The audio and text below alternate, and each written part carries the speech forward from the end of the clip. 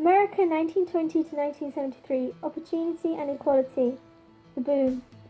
There was a boom in the American economy during the 1920s, which meant industrial production doubled, the economy increased rapidly, and fortunes were made.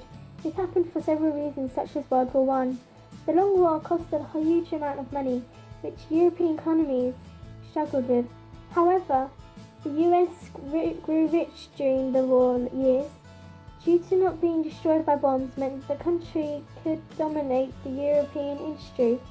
There was also a huge technology advance in the early 20th century.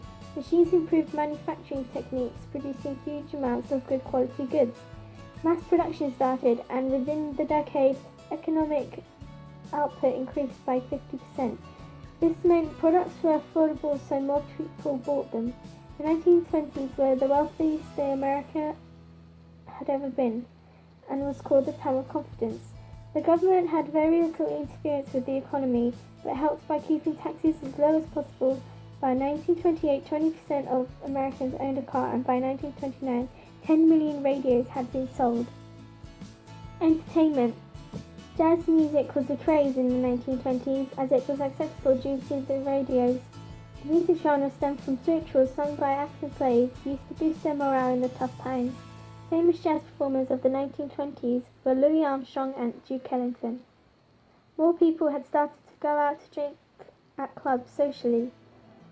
Women were also starting to have a more important role due to the work they did in World War I. On August 18, 1920, women had the right to vote. Socially active women were known as flappers. They wore short skirts, had a bob cut, and drank alcohol and smoked. This shocked parents as they would defy traditional women roles and stay out late dancing. The older generation despised this and set up the Anti-Flag Association on the 4th of March 1923. American football and basketball increased in popularity due to the radio. People also had more money, time, and freedom to travel, so they were able to see more matches. Prohibition.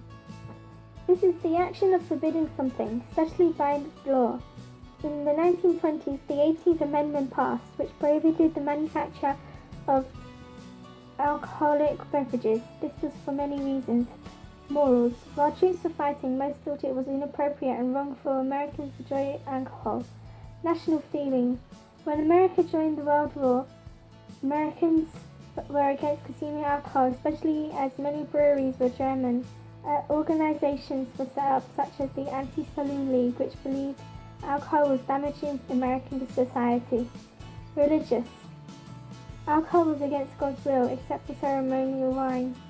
However, prohibitions failed in many ways, and laws were often broken. Sides of America's coastline made it impossible to stop who are known as bootleggers from smuggling. Prohibition officials often accepted bribes due to the low salaries.